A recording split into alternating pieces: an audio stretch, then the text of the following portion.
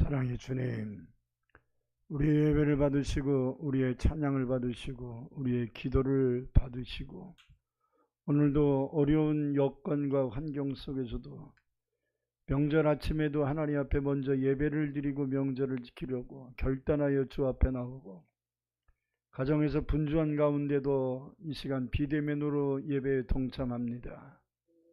예배하는 모든 자들 위에 예배하는 자를 찾으시는 주님의 은혜가 임하게 하옵소서.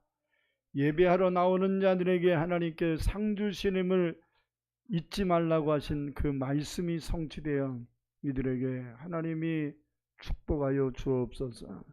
오늘도 말씀의 기름 부으시고 생명력을 더하여 주시고 남에게로 들려지지 아니하고 내게 주시는 하나님의 음성으로 들려질 수 있는 복된 말씀 되게 하실 줄 믿고 예수님 이름으로 간절히 기도합니다. 아멘. 할렐루야. 오늘도 하나님께서 저와 여러분에게 귀한 은혜 주실 줄 믿습니다. 오늘은 고유의 명절임에도 주일에 예배에 오신 모든 분들에게 그리고 또 집에서 비대면으로 하는 모든 성도들에게 하나님의 은혜와 축복이 넘치기를 축원합니다. 전 올 한 해의 표어가 새 사람을 입으라는 것이므로 설날에 대한 설교보다는 하나님께 새 사람 되기 위해 성도로서 어떠한 삶을 살아야 하나에 대하여 말씀을 전하려고 합니다. 왜 우리가 하나님을 믿고 있음에도 새로운 삶을 살듯 하면서 자꾸 주저앉고 새로운 삶을 살지 못하고 과거로 자꾸 돌아가고 있는 것일까? 이런 걸 생각해 보면 하나의 걸림돌이 있다고 생각합니다. 그게 뭐냐면 시험이라는 겁니다. 오늘 이 명절이 또 우리에게 시험거리가 될 수도 있습니다. 우상숭배에 찌들려 있는 가정들은 또 제사를 드려야 되나 말아야 되나 이것이 굉장히 또 우리에게 시험거리가 될 수도 있고 또 인간관계가 안 좋은 사람들에게는 이번 명절이 또 만나야 되나 말아야 되나 또 갈등을 줄 수 있는 요소가 다분히 있고 물질이 약한 사람들에게도 이런 명절은 또 적지 않은 물질들이 있어야 되는데 근심 걱정 때문에 넘어질 수도 있습니다. 이것 때문에 열심히 신앙생활 하다가도 다시 주저앉고 또 주저앉는 것이지요. 성경을 보더라도 많은 하나님의 사람들이 시험이 왔을 때 넘어져서 힘들어하는 모습을 간혹 발견하게 됩니다. 그래서 어떤 사람들은 시험에 대한 컴플렉스를 갖습니다. 조금 시험에 조짐이 있으면 또 시험 들면 어떡하나 이런 생각이 드는 거죠. 벌써 이제 약한 거잖아요. 시험이 올 것 같으면 준비를 해야 되는데 시험이 오면 어떡하나 이런 생각이 드는 것은 시험에 들 가능성이 있는 거죠. 마귀는 우리의 두려움이나 걱정이나 염려나 미움이나 이런 것을 통해 틈탈 수 있는 것이기 때문에 우리가 이런 걱정이나 염려, 근심들이 두려움이 왔을 때 우리가 더욱더 깨어서 기도해야 될 줄 믿습니다. 어떤 분들은 시험이 안 오기를 기도합니다. 그러니까 이 심리가 뭐와 같냐면 공부하는 학생들이 시험이 없었으면 좋겠다라는 생각을 갖는 것과 똑같습니다. 학생들이 시험이 없는 게 좋은 건가요? 적당한 시험이 있어야겠죠. 아멘? 네. 저는 성경을 읽으면서 뭐 이런 기도를 하지? 이런 귀절을 하나 오래전에 발견했습니다. 한번 읽어보겠습니다. 잠언 30장 7절에서 9절입니다. 이 기도는 아굴이라는 사람이 한 기도인데요. 내가 같이 있습니다. 내가 두 가지 일을 주께 구하여 싸우니 내가 죽기 전에 내게 거절하지 마시옵소서. 곧 헛된 것과 거짓말을 내게서 멀리 하옵시며 나를 가난하게도 마옵시고 부하게도 마옵시고 오직 필요한 양식으로 나를 먹이시옵소서. 혹 내가 배불러서 하나님을 모른다 여호와가 누구냐 할까 하오며 혹 내가 가난하여 도둑질하고 내 하나님의 이름을 욕되게 할까 두려워함이니이다. 두 가지 기도를 꼭 들어달라고 했는데 하나는 거짓말하지 않고 살게 해주세요 라는 기도고 참 좋은 기도죠. 근데 또 하나는 좀 소극적이고 이 사람은 좀 그릇이 작구나 이런 생각이 듭니다. 부자도 되지 말고 가난뱅이도 되지 않게 해주세요 라는 기도예요. 적당히 먹고 살게 해주세요 라는 기도입니다. 어떻게 보면 합리적인 기도고 겸손한 기도처럼 보이는데 그 이유가 좀 안 좋습니다. 부자가 되면 교만해질까봐 부자가 되기 싫대요. 가난해지면 도둑질할까봐 가난해지면 안 된대요.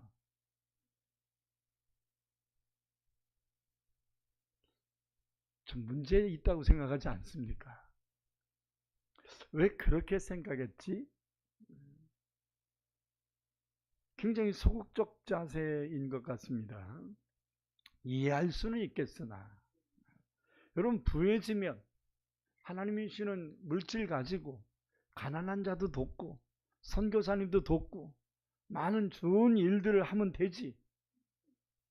물질 많으면 교만해지고 건방 떨 건가요? 안 그러면 되잖아. 여러분 하나님께서 물질 주시면 교만해지지 말기를 바랍니다.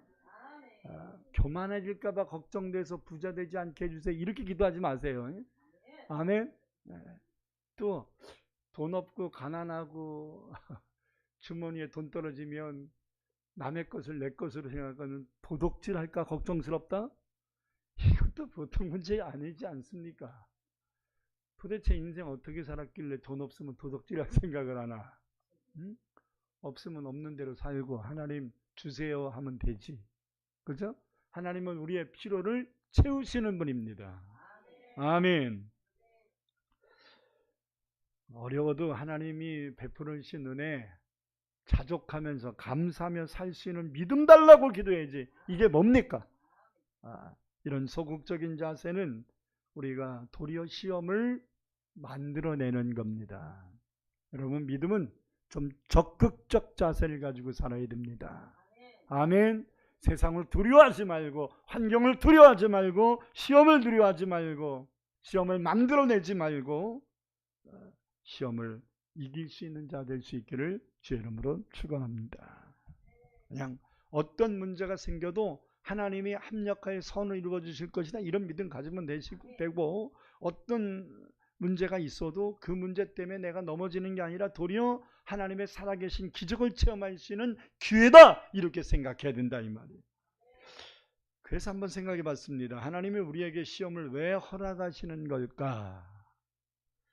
항상 드리는 말이지만 여러분 하나님의 뜻을 너무 고차원적으로 너무 우리의 상식 이상의 것으로 생각하지 말고 일단은 하나님이 우리를 다루실 때 우리 수준으로 다루신다는 사실을 알아야 돼요. 부모가 자식을 다룰 때도 어린애는 어린애 다루지 않은 것이고 장성했으면 장성한 사람으로 대우해야 맞는 거 아닙니까? 여러분 믿음이 성숙했는데 어린아이처럼 하나님이 이해나 해주고 이러면 안 되잖아요. 여러분 믿음이 어린데 그냥 막 목사처럼 그냥 막 새벽 예배 빠지면 안 된다 그러고 막 이러면 안 되잖아요. 그죠? 하나님은 우리의 믿음의 수준대로 다루실 겁니다. 그러므로 신앙은 1차적으로 상식적인 것을 먼저 생각해라. 뭘 생각하라고요? 상식적인. 하나님이 왜 그러실까? 라고 했을 때 그러셔서 그렇구나 이런 상식적인 게 80%란 말이에요. 늘. 때로는 우리들이 상식과 생각과 노력으로 안 되는 일들이 있어요. 그럴 때는 하나님이 초월적인 방법으로 우리를 이끌어 가시기도 하십니다. 기적을 행하여 주기도 하십니다. 그러나 보편적인 것은 누가 보아도 이거 하나님이 하신 것 같다, 이렇게 상식적으로 이해할 수 있고, 그리고 하나님이 이 천지 만물을, 자연을 창조하셨잖아요. 그러면 하나님이 자연을 창조하셨으면 자연의 법칙을 준수하시는 분입니다. 특별한 일이 있을 때만 초자연적인 행동을 하시는 것이지, 보편적인 것은 자연적인 흐름으로 가는 거예요. 상식적인 삶으로 가는 거예요. 아멘. 성경은 비상식적인 말을 하지 않습니다. 그러니까 상식 이하의 말씀을 하신 적이 없다, 이 말이에요. 좀 우리보다 상식보다 좀 차원 높은 하나님의 뜻을 가르쳐 주실 때도 있지만, 보통 우리에게 보편적인 것으로 이끌어 가신다는 사실을 알아야 합니다. 그래야 하나님이 이것을 하셨다라는 것을 다른 사람도 인식할 수 있는 거죠. 그렇기 때문에 시험도 시시때때도 없이 무절제하게 임하는 게 아닙니다. 시험이 오면 별 조짐이 있어요. 아멘? 이러다가 나 시험 될 텐데 라는 조짐이 있다고. 이러다가 좀 나 죄질 것 같은데, 이런 느낌이 있단 말이에요. 아멘? 그냥 어떨결에 죄진 것도 있겠지요. 베드로처럼 예수님 부인하지 않으려고 결심했는데 갑자기 너 예수 믿지? 이렇게 하니까 아니, 이렇게 어떨결에 거짓말할 수도 있지, 자기 살기 위해서. 그러나 여러분, 주님이 가르쳐 줬잖아요. 너 오늘 닭이 2번 울기 전에 3번 부인할 거다. 모르는 거예요, 아는 거예요? 어떨결에 죄진 것 같지만 모르고 지은 죄예요, 알고 지은 죄예요? 알고 지은 죄지. 문제가 뭐 준비하지 않은 거죠. 가르쳐 줬는데도 준비하지 않은 거예요. 가르쳐 줬는데도 뭔 말인지 인식을 못하는 거예요. 공부 못하는 학생이 꼭 뭐라고 핑계대는지 압니까? 시험 보면 이거 안 배운 거 나왔대.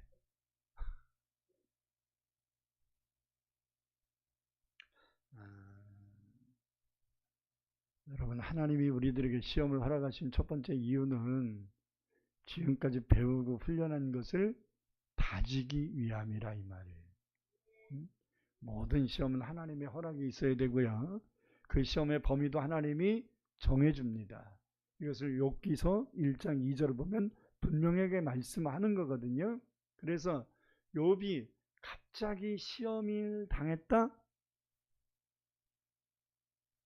여러분, 욥이 갑자기 시험 겪은 것 같습니까? 아닙니다. 한번 찾아보겠습니다. 욥기 3장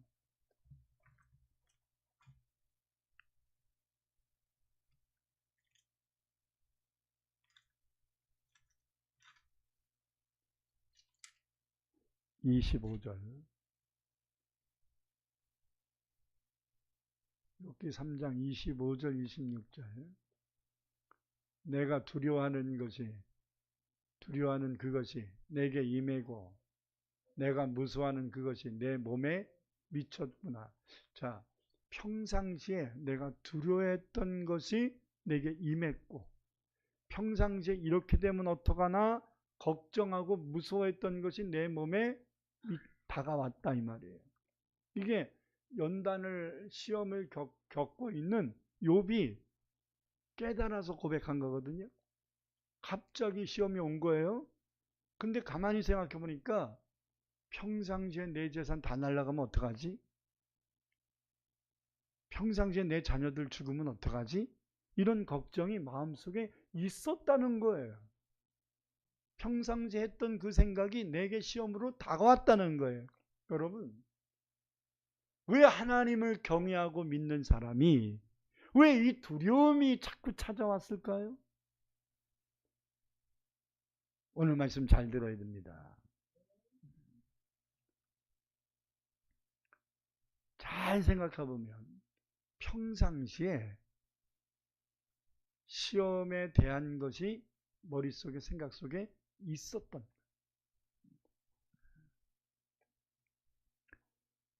학교에서도 시험을 보게 되면 1차적인 목적은 지금까지 배운 것을 테스팅하는 거거든요.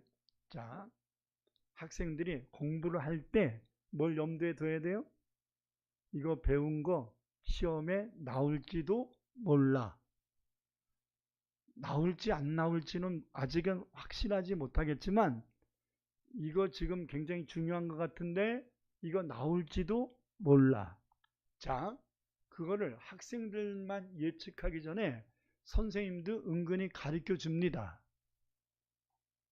옛날에 학교 졸업한 지 오래되셨지만 옛날에 학교 다닐 때 잘 생각해 보세요. 너네들 이거 똑바로 배워. 이거 시험에 나올지도 몰라. 가르쳐 준 적도 있지요. 그게 시험에 나온 적도 있지요. 자, 평상시에 주의 종을 통해 하나님 말씀을 가르쳐 줬어. 여러분, 이 말씀 마음에 잘 새겨야 됩니다. 마귀가 이런 것을 통해 틈탈 수 있습니다. 이런 것을 전달했을 수도 있지요. 문제는 내가 들을 때 제대로 안 듣는 거예요. 그러니까 신앙의 자세가 좋아야 시험도 이기는 거예요. 신앙의 자세가 흐트러지니까 시험이 오면 넘어지는 거예요. 여러분, 우리가 배운 대로 훈련한 대로 시험이 오는 것이에요. 이게 신앙의 원리고 세상의 원리인 것입니다. 지금까지 우리가 말씀 배운 것에 대하여 하나님은 우리를 견고히 다져주기 위하여 시험을 허락하시는 것인데 도리어 우리는 시험에 드는 것이 문제인 겁니다. 사무엘상 16장을 보면 하나님의 사람 다윗이 하나님이 주신 은혜와 은사들을 가지고 자기에게 맡겨진 삶에 최선을 다하며 삽니다.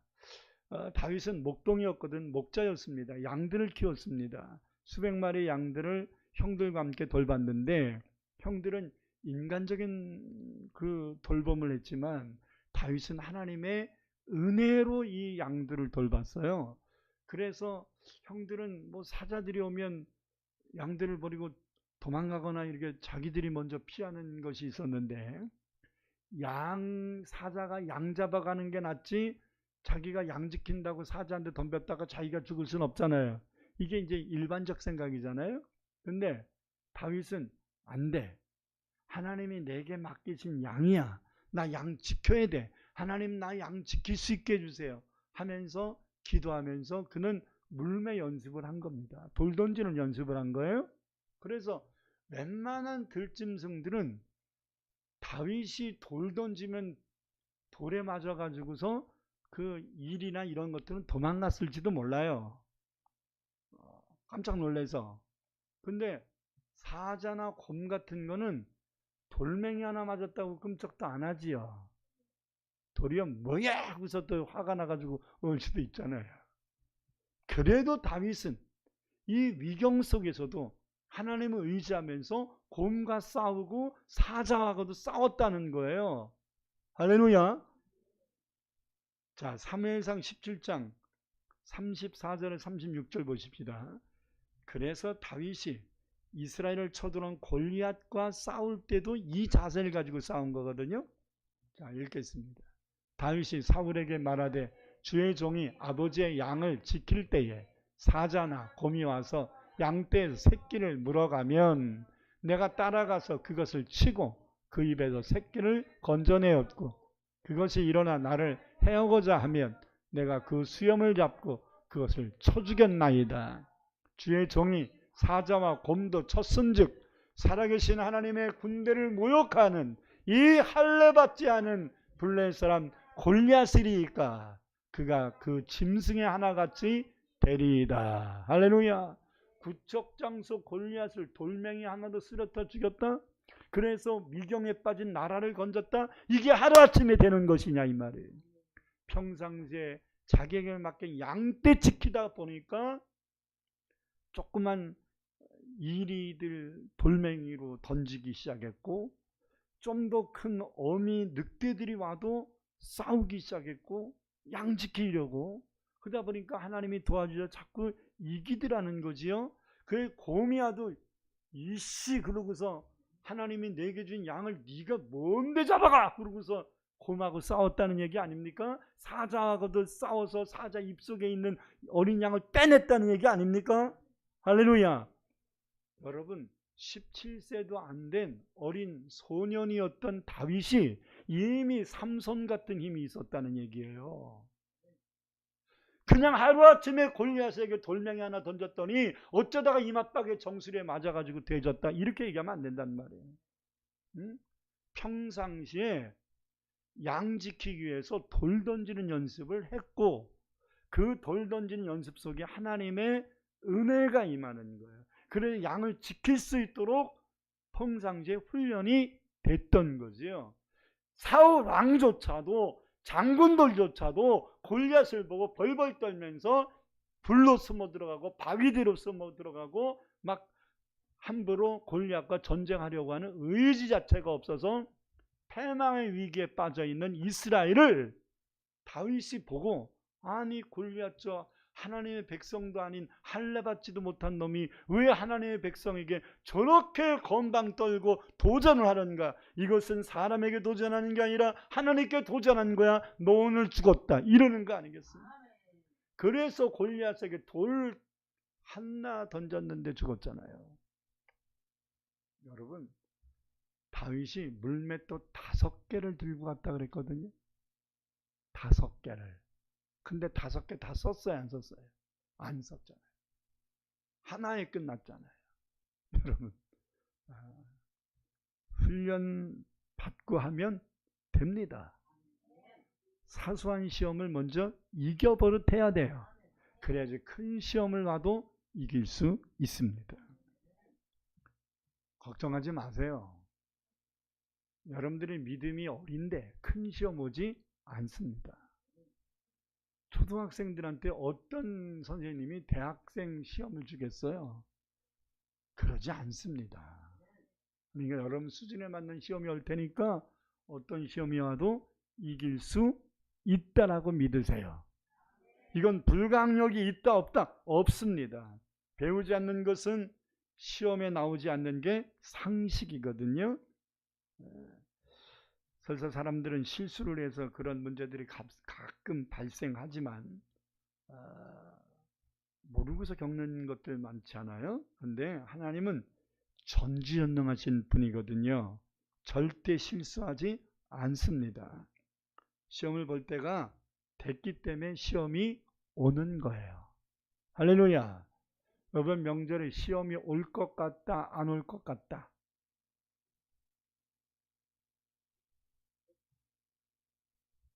올 것 같은 분들은 오늘 말씀 잘 듣고 이번 명절에 시험 들지 말고 이기기를 축원합니다. 준비된 사람은 시험이 인정받을 수 있는 기회지만, 헛되게 신앙생활 해온 사람들은 시험이 오면 넘어지고 헤매고 하나님 영광 가리고 우리의 마음이 침체되고 그래서 하나님께 책망받고 사람들에게 욕먹는 거예요. 오늘 본문 2절에서 우리들에게 이렇게 말씀합니다.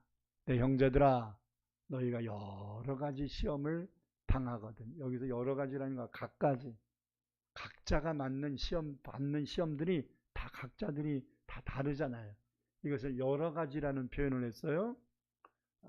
각자가 당하는 시험을 당하거든 온전히, 어떤 시험을 당하든지 온전히 기쁘게 여기라. 이 말은 시험을 기쁘게 여기라는 것은 시험을 기회로 삼으라, 이런 말이에요.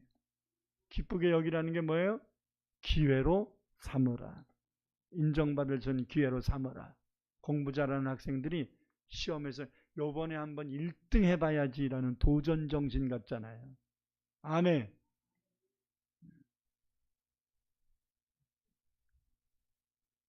아멘이 조금 약한 거 보니까 시험 봐봐야 알 것 같아.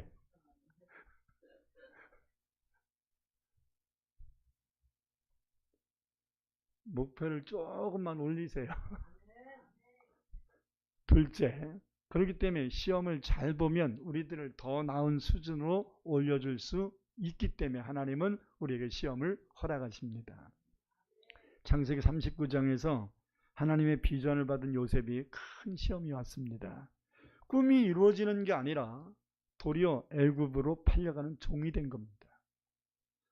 창세기 37장에서 요셉에게 하는 주신 꿈은 뭐예요? 11볕단이 자기 볕단을 향하여 절하고 11별과 해와 달이 자기 별을 향하여 절하는 것. 그러니까 세상에 으뜸이 될 것이라는 하나님의 비전입니다. 그러면 이제 으뜸이 돼야 되잖아요. 근데 여러분, 하나님이 비전을 주셨다고, 꿈을 주셨다고 하루아침에 그렇게 되는 게 아니잖아요. 그렇게 할 수 있는 트레이닝이 돼야지, 훈련이 돼야지. 훈련은 어떻게 받는 거예요? 시험을 통해서 받는 거예요. 아멘. 군대에서도 PRA라 그러거든요. 그냥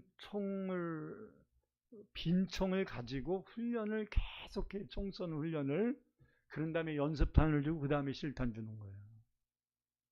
연습탄 줬을 때 엉뚱한 짓 하면 실탄 지급 안 합니다. 열애라 그러죠. 빼버려요. 여러분, 지금 우리가 시험을 받고 있다는 것은 좋은 홍신호일 수 있어요. 근데 여러분들이 두려워하면 시험이 다가오고 있다는 것은 굉장히 위험일 수도 있다고요. 제가 군대에서 훈련 받을 때, 그래서 첫 자세가 굉장히 중요한데, 제가 방위였단 말이에요. 방위는 동사무소 가서 근무하는 게 방위인데, 아니 훈련소에서 뭘 방위가 무슨 총을 쏘냐? 이 생각이 들어왔어. 이 생각을 붙잡으면 안 되는데 이 생각이 들어왔어. 그래서 적당히 해야지 이렇게 생각했어요. 이게 참 안 좋은 생각입니다. 여러분, 이 16 M56이 반자동이거든요. 빵 쏘면 이게 총체가 흔들리는 게 있단 말이에요. 그렇기 때문에 꽉 잡고 해야 되는데, 어깨에다가 딱 부착해서 해야 되는데, 에이 뭐 훈련소 끝나면 뭐 동사무소 가서 뭐 행정할 건데 뭐 이 생각이 머릿속에 들어오니까 마음이 해이해진 거야.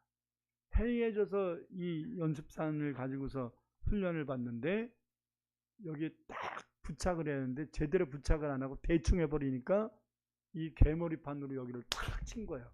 얼마나 깜짝 놀랐겠습니까, 제가. 그래가지고 빵 쏘는 내가 놀란 거야. 연습탄이니까 뭐 별건 아니지만 그래도 잘못하면 가까이 있는 사람들이 크게 다칠 수 있거든요. 그러니까 뭐야 그러는 거예요, 조교들이. 그래가지고 모든 사격하는 사람들 중지시키고, 너 총 내려놔.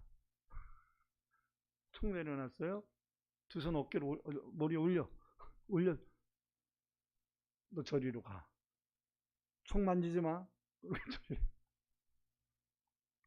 그때부터 제가 얼마나 고생했는지 모릅니다. 자세요, 자세. 근데 제가 마음의 자세를 바꾼 다음에 다시 이것을 제대로 해야 되겠다는 마음 가지고 훈련하니까 잘 되더라고요. 시험 미리 겁먹잖아요. 시험 못 이겨요. 이 시험 한번 도전해봐. 이래야지 이겨. 할렐루야. 그리고 칭찬받는다. 아멘. 나중에 제가 정신 차리고 했을 때는요, 20발 쐈는데 18발을 맞추니까요, 박수들을 쳐줍니다. 그러니까 정신 차려야 돼, 정신. 응? 아멘. 군대에서 정신 차리라고, 정신이라는 말이 순수 한국말로 얼이거든요. 얼이라는 순수 한국말이 정신이라는 말이거든요. 얼차려라는 말이 정신 차려 이란 말이거든요. 그러니까 얼차려라는 것은 우리가 언뜻 보기에는 맨 벌 받는 거거든요.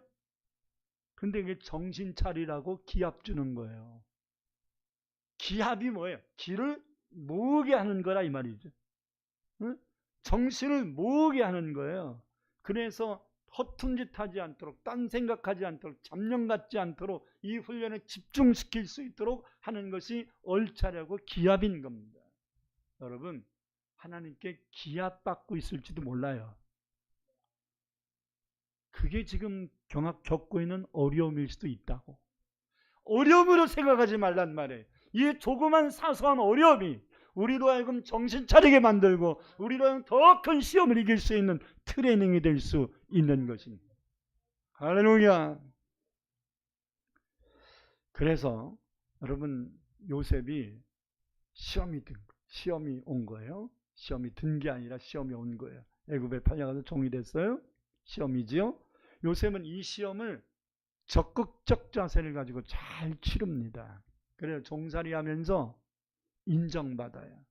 하나님이 함께하사, 하나님이 요셉에게 함께하사 형통한 자가 되었더라. 이게 어느 정도 인정받냐면 자기 주인이었던 보디발 장군의 눈에도 보디발 장군이 보기에 하나님이 요셉과 함께하심을 보았더라. 할렐루야. 제3자 불신자들이 보기에도 우리가 훈련받을 때 적극적 자세, 믿음의 자세를 가지고 행하면 하나님이 저 사람과 함께 하시나 봐 하면서 안 믿는 가족들이나 이웃들이 알게 된다는 거예요. 할렐루야. 교회를 다니기 전과 교회를 다닌 후가 달라지는 모습이 있어야죠. 우리 엄마가 교회 가더니 좀 달라졌어. 이런 말을 들어야 돼요. 할렐루야. 여자분들만 아멘. 남자분들만 아멘. 네. 교회를 가면 좀 우리 엄마는 어제나 오늘이나 똑같아.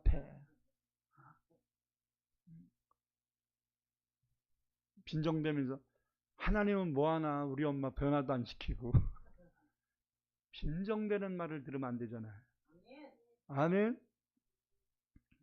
뭔가 보여주는 게 있어야 돼요. 전도는 입으로 하는 게 아니에요. 특히 가족 전도는 입으로 하는 게 아니에요. 뭘로 해야 돼? 삶으로 해야 돼. 삶. 그냥 가족 전도할 수 있게 기도만 한다고 되는 게 아니에요. 이웃 전도는 기도로 가능해요.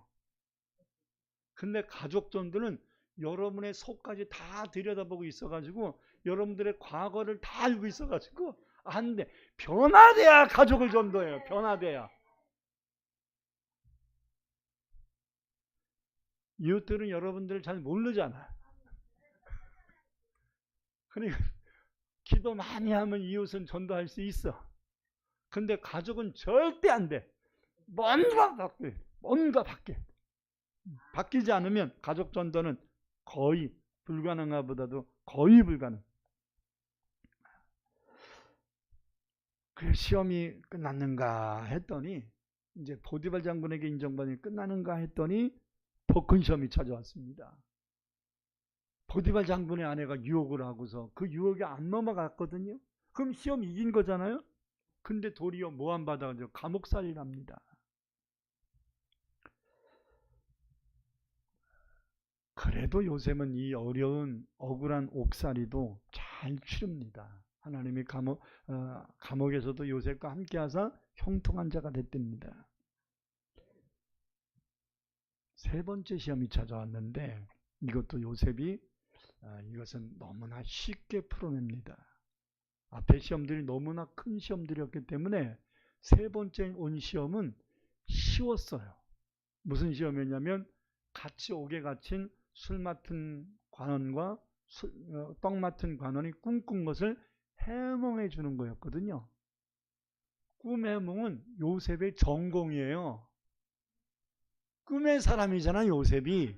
그리고 그 꿈이 무엇인지를 순간순간마다 하나님이 가르쳐주는 트레이닝이 돼 있어. 그래서 너무 쉬운 거야. 아니 뭘 그 걱정하십니까? 저에게 말씀해 주세요. 내가 믿는 하나님이 능히 풀어주실 것입니다. 이렇게 자신 있게 얘기하잖아요. 할렐루야. 이제 여러분 시험 잘 이기면요, 이제 웬만한 거는 이제 술렁술렁 넘어가게 됩니다. 할렐루야. 응? 큰 시험 이기면 사소한 시험들은 그냥 통과가 된다고. 그래서 함께 감옥에 갇힌 떡 맡은 관원과 술 맡은 관원의 꿈을 해몽해 준 겁니다. 이 시험은 요셉이 가장 훈련 많이 받았고 익숙한 시험이었기 때문에 능히 잘했던 거지요. 그랬더니 또 하나 시험이 왔어요. 뭐냐면 바로왕이 꿈을 꿨대요. 더 더 자신 있는 거지. 그래서 이제 술 맡은 관원이 배야, 제가 옥에서 죽음을 앞두고 꿈을 꿨는데 요셉이라는 젊은 아이가 내 꿈을 해몽해줘서 제가 오해가 풀리고 살아서 이렇게 복직된 것을 기억하나이다. 그 아이를 부르시지요. 그 청년을 부르시지요. 그래, 그런 사람이냐, 대거 와봐라 해서 자기 꿈을 얘기하니까 요셉이 슬슬슬 얘기를 해준단 말이죠. 바로가 깜짝 놀랐습니다. 아, 내 꿈이 그런 꿈이었어? 아니, 7년의 흉년이 있었고 7년의 풍년이 있었고 그 다음에 7년의 흉년이 온다고? 그러면 이걸 어떡하지? 그러니까 요셉이, 그러니까 왕이시여 지혜로운 사람을 하나 세우셔서 7년 풍년 때 잘 준비해서 7년 흉년이 왔을 때 대처하게 하소서. 이렇게 얘기하니까, 야, 이 꿈도 해몽하고 그 해법도 알고 있는 네가 해라 그거를. 그러면서 자기의 왕반지를 빼줘서 요셉을 그 자리에 총리로 세우는 거예요. 여러분, 종살이하고 옥살이밖에 안 했던 사람이 그 광대한 세계를 다스리는 애굽의 총리를 세운다고 총리를 할 수 있나요? 에? 여러분한테 윤석열 대통령 하야하고 우리 정 집사님 보고 대통령 하라 그러면 끄떡끄떡 하시네. 훈련이 되셨구나. 여러분, 우리가 윤석열 씨가 그 검찰 생활만 수십 년 하다가 갑자기 대통령이 된 거잖아요. 자기가 대통령 되려고 처음부터 준비한 것도 아닌데 사실 어떨게 된 거잖아요.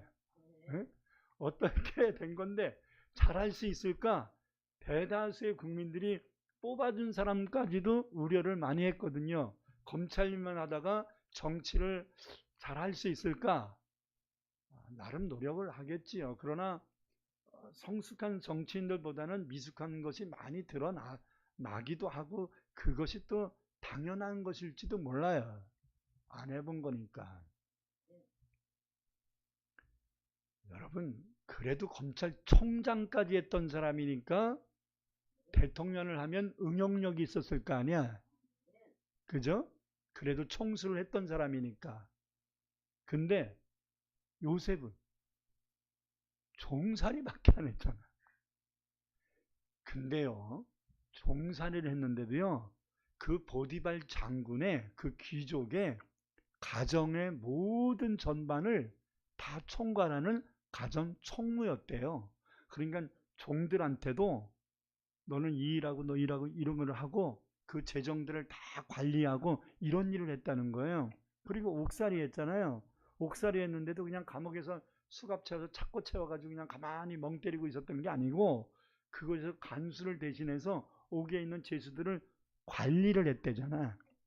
여러분, 종살이 하면서 재정 관리를 배운 거예요. 인적 관리를 배운 거예요. 옥살이 하면서도 행정을 배우는 거예요. 이것을 총리가 돼서 하나님이 주신 지혜를 얻어가지고 응용을 하니까 애굽을 다스리는 총리의 일을 능히 하더라는 거예요. 그냥 멍 때리고 있는데 하나님이 갑자기 초월적인 지혜 줘가지고 막 나라를 이런 게 아니라는 거예요. 평상시에 다져진 게 나름 있었다는 거죠. 중요한 것은 더 큰 시험이 와도 조그만 시험 왔을 때 이겼던 것을 응용하면 큰 시험도 이기는 거예요. 역시 요셉은 하나님이 주신 지혜와 분별력을 가지고 바로의 왕도 꿈도 해몽해주고 모든 시험 통과해서 총리 일도 능히 잘하여 자기의 집안까지 다 살리지 않습니까? 계속된 시험이 찾아와도 감당치 못할 시험은 결코 없습니다. 공부하는 학생들이 중간고사 끝나면 이제 끝났나 하면 또 기말고사고, 기말고사 끝나고 이제 방학인가 그러면 야, 너네 뭐 해? 숙제 내주고. 숙제 이제 끝나는가? 그러면 방학 끝나고. 이제 다시 또 이제 공부하는가 하면 또 시험 보고. 여러분, 중학교 3년 동안 맨 시험 보다가 3년 끝났대. 그래가지고 시험 끝나서 잘 봐가지고 이제 고등학교 들어갔으면 이제 편안해진가요? 더 큰 시험이 오지 않습니까? 그래가지고 맨날 시험 보다가 고등학교 때는 이제 뭐 중간중간 시험들이 더 많아. 고3이 되면 더 많아. 왜 그래? 큰 시험이 있었기 때문에 그러는 거예요. 응? 큰 시험을 앞두고 조그만 시험을 계속 보게 하는 이유가 뭐예요? 트레이닝이죠. 트레이닝, 훈련인 거예요. 큰 시험 잘 보라고 사소한 시험들 계속 보게 하는 거예요. 사소한 시험 못 봤다고 큰 문제 생기지 않아요. 큰 시험 잘 보면 되니까 사소한 시험에 좀 시험 못 봤어도 그것 때문에 위기소침하지 말고 그거 뭐가 틀렸는지 잘 점검해가지고 다시 훈련을 하면 큰 시험을 통과할 수 있습니다. 그리고 시험이 다 끝나고 통과하면 반드시 한 단계 상승하는 은혜를 얻게 됩니다. 학생들이 그렇게 원했던 대학을 가는 거죠. 그래서 본문 3절에 4절을 읽겠습니다. 이렇게 말씀하고 있는 겁니다. 이는 너희의 믿음의 시련이 인내를 만들어내는 줄 너희가 알미라. 인내를 온전히 이루라. 이는 너희로 온전하고 구비하여 조금도 부족이 함이 없게 하려 함이라. 할렐루야. 마지막 세 번째로 시험을 봤는데 똑같은 시험을 또 봐. 이유가 뭐죠? 고등학교 입시 시험을 봤는데 그 다음 해에 또 고등학교 입시 시험을 또 봐. 이유가 뭐예요? 떨어진 거지. 다른 이유를 찾으면 안 돼요. 떨어진 거야. 시험은 봤는데 합격이 안 되니까 그 시험 또 보는 거야. 같은 원리예요. 신앙의 원리도, 신앙의 시험도 마찬가지예요. 물질의 문제가 계속되는 이유가 뭐예요? 물질로 인한 시험을 합격하지 못했기 때문에. 인간관계에 계속 힘들어지는 이유가 뭐예요? 인간관계 시험을 이기지 못했기 때문이에요. 자, 창세기 26장을 보면, 26장을 보면 이삭이 우물을 파거나 또는 아버지가 팠던 우물을 다시 파면 물이 생기거든요. 그러면 블레셋 사람들이 와서 뺏어가요. 근데 이삭은 뺏기지 않고 그냥 줘버려요. 시험이 든 거야, 안 든 거야? 뺏긴 거면 시험이 든 거죠. 줘버렸어요. 왜? 하나님이 또 다른 거 주실 거야라는 믿음으로 다른 데 가서 파는 거야. 싸워 이긴 게 아니라 그냥 줘버렸어요. 근데 줘버리면 성경에 안 나오지만 제가 추정하기는 블레셋 사람이 이삭의 우물을 뺐잖아요. 뺏은 다음에 우물이 안 나왔을 거예요. 그러니까 또 뺏는 거죠. 이삭은 다른 데 가서 우물을 파면 나와.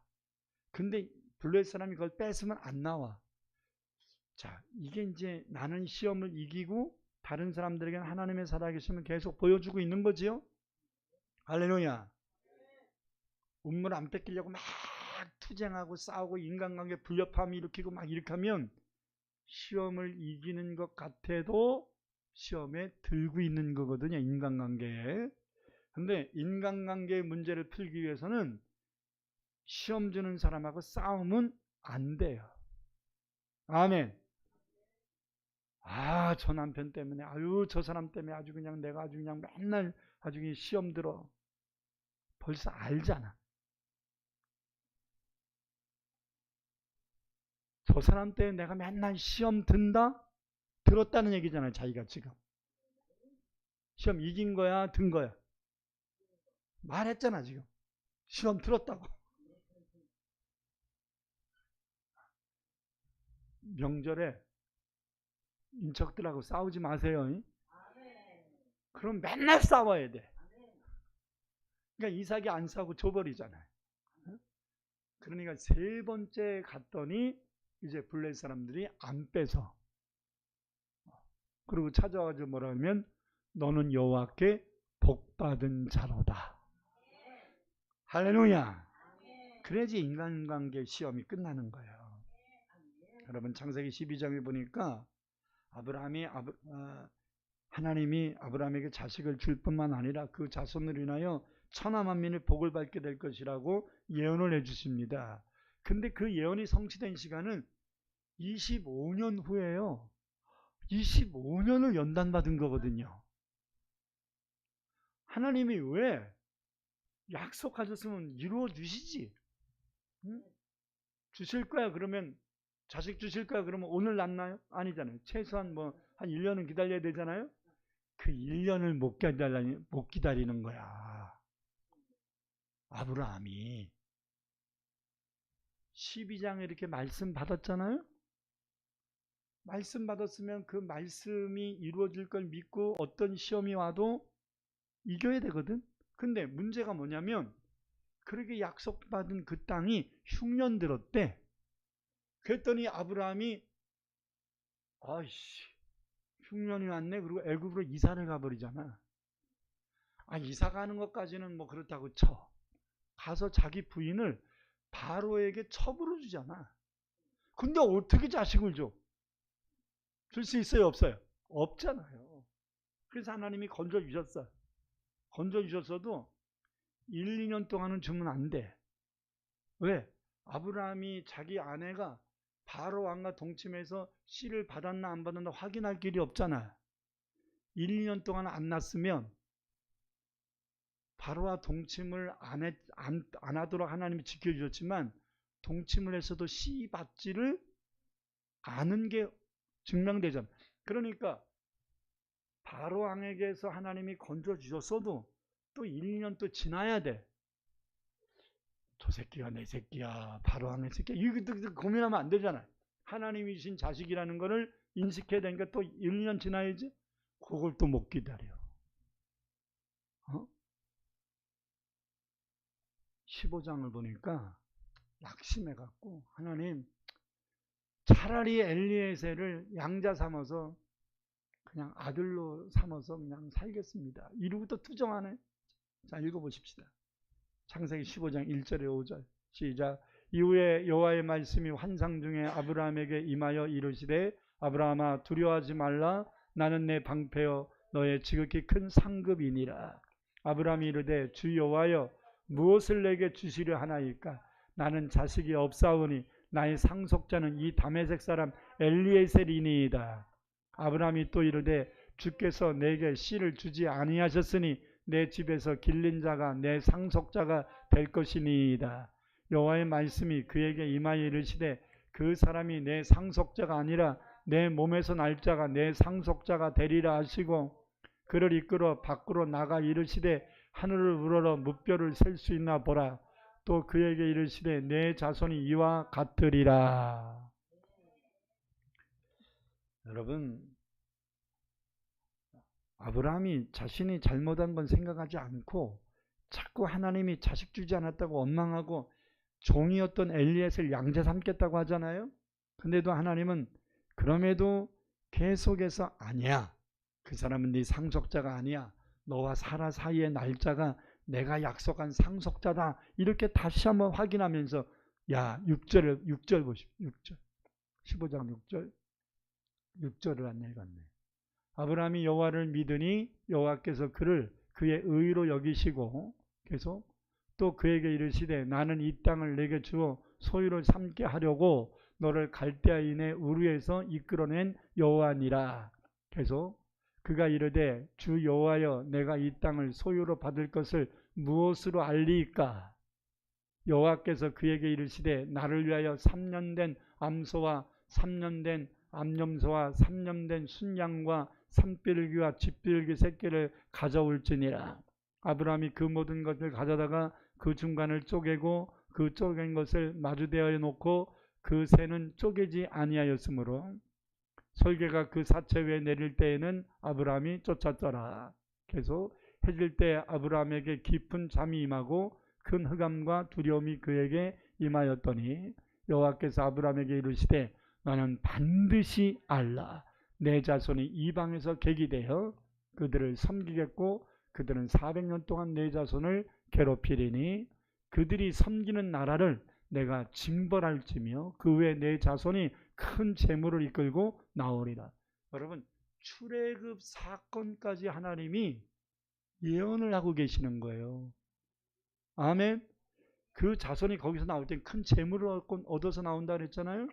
여러분, 출애굽기를 보면 진짜 이스라엘 백성들이 출애굽할 때 애굽 사람들의 금은바 다 가지고 나와요. 그렇게까지 철두철미하게 예언해 주셨는데 그게 15장이거든요. 16장 보니까 또 하갈과 동침해 이스마엘을 낳아버려요. 근데 어떻게 주냔 말이지. 시험이 오면 이겨야 되는데 유혹이 오면 물리쳐야 되는데 자꾸 넘어져. 하나님이 계속 말씀하시고 각인시키고 야 하늘의 별을 봐라 저 별처럼 네 자손이 많을 거야. 야 바닷가의 모래를 봐라 저 모래알이 셀 수 있냐? 없는데요. 그만큼 너희 자손이 많을 거야. 이렇게 시청각까지 보여주면서 얘기하시는데도 아브라함이 계속 시험이 올 때마다 넘어지는 거야. 그래서 하나님이 응답하실 때 뭐라고 하셨냐면 창세기 21장 1, 2절에서 이렇게 말씀합니다. 여호와께서 말씀하신 대로 뭐 하신 대로? 말씀하신 약속하신 대로 사라를 돌봐주셨고 여호와께서 약속하신 그 말씀하신 대로 사라에게 행하셨으므로 사라가 임신하고 아브라함이 하나님이 말씀하신 시기가 되어 노년의 아브라함에게 아들을 낳으니 아브라함이 그에게 태어난 아들 곧 사라가 자기에게 낳은 아들을 이름하여 이삭이라 하였다. 이렇게 말합니다.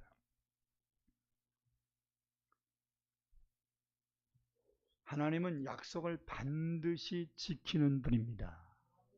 아멘.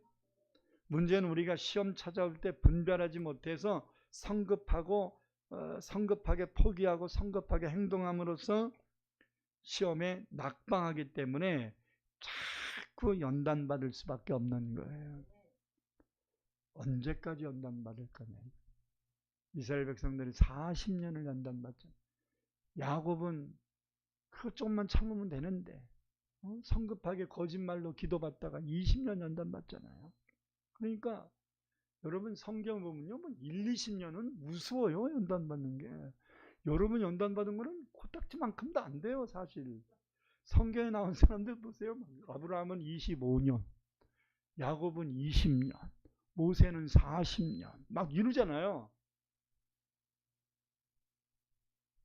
이제 예수 믿었는데 조순희 성도님이 40년 연단받으라 그러면은 죽을 때까지 연단만 받다가 가야 되잖아요.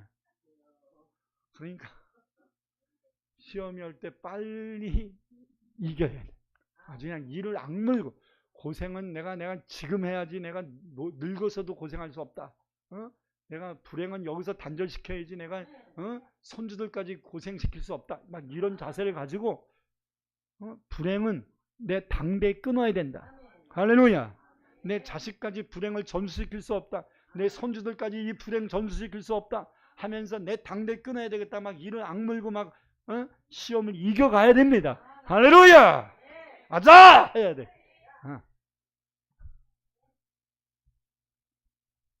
열왕기상 18장에서 엘리야가 하나님께 기도함으로써 하나님이 불도 내려주시고 비도 내려주십니다. 이제 엘리야는 하나님이 비도 내리시고 불도 내리셨으니까 이제 이 북이스라엘 백성들이 내일 아침이면 천지개벽하고 이제 다 회개할 거다. 이제 시험 다 끝났다. 여러분, 시험이 끝난 게 아니라 진짜 시험이 있었어요.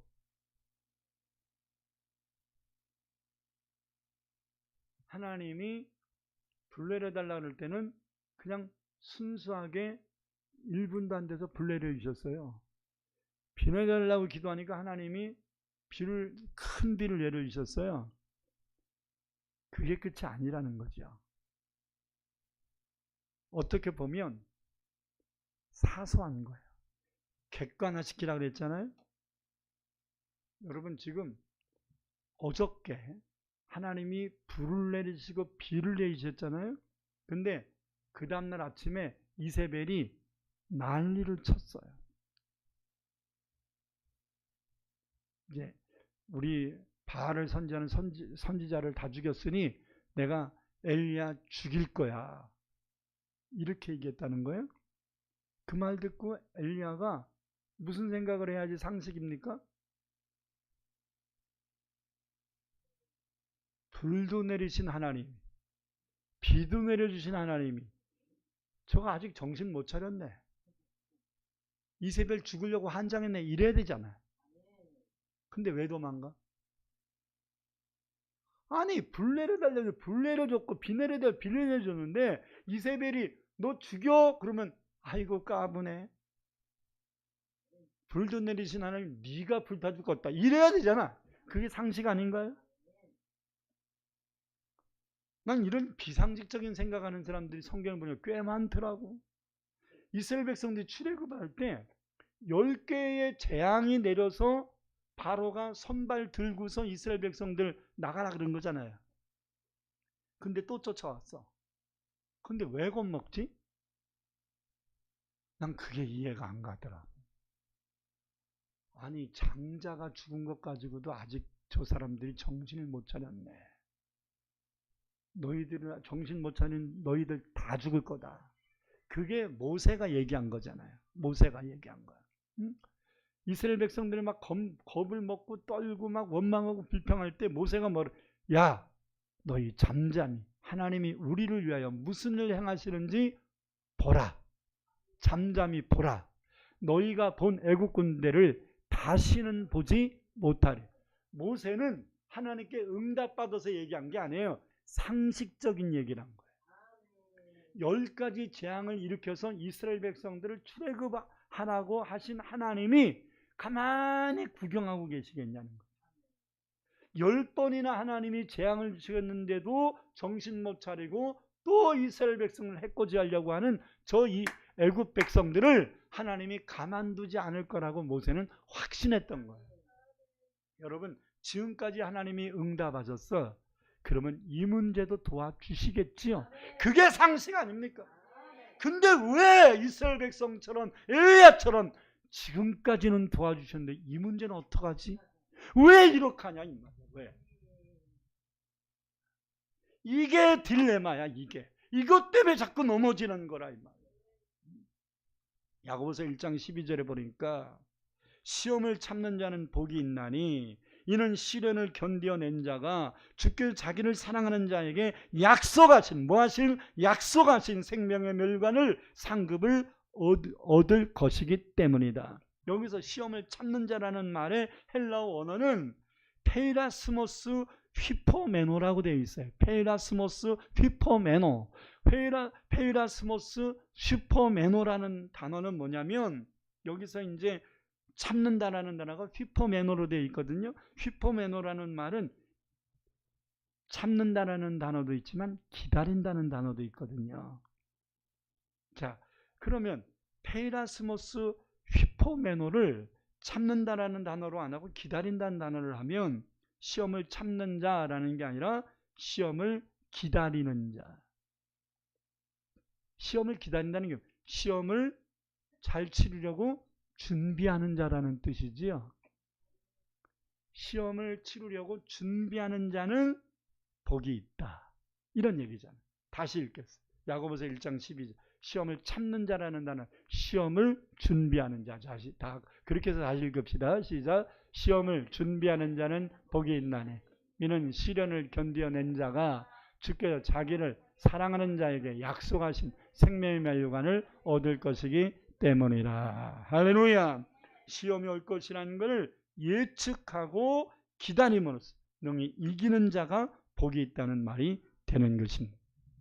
결론을 맺겠습니다. 사랑하는 성도 여러분, 시험을 겁먹거나 스트레스로 여기지 말고 보다 적극적으로 준비하여 이기는 성도들 될 수 있기를 바랍니다. 어떤 시험 올지는 몰라요. 그러나 분명한 것은 감당치 못할 시험은 없어요. 준비하세요. 우리가 하나님의 복을 받으려면 반드시 시험을 통과해야만 합니다. 오늘 말씀처럼 시험이 오는 것을 기쁘게 여기고 시험을 적극적으로 준비하여 승리함으로써 하나님이 주시려고 예비하신 은혜와 응답과 축복을 올 한 해 꼭 받으시기를 축원합니다. 두 손을 가슴에 안고 기도하십시다. 올 한 해 여러분에게 크고 작은 시험들이 올 겁니다. 그러나 이 시험은 감당치 못할 시험이 아니라 이 시험을 통하여 하나님의 응답이 있을 겁니다. 이 시험을 통하여 하나님의 축복이 있을 것입니다. 이 시험을 통하여 하나님의 은혜가 있을 것입니다. 이 시험을 이기면 여러분의 믿음이 더 크게 성장할 것입니다. 하나님, 올 한 해 반드시 시험 이기는 자에게 되게 달라고 통성으로 기도합니다.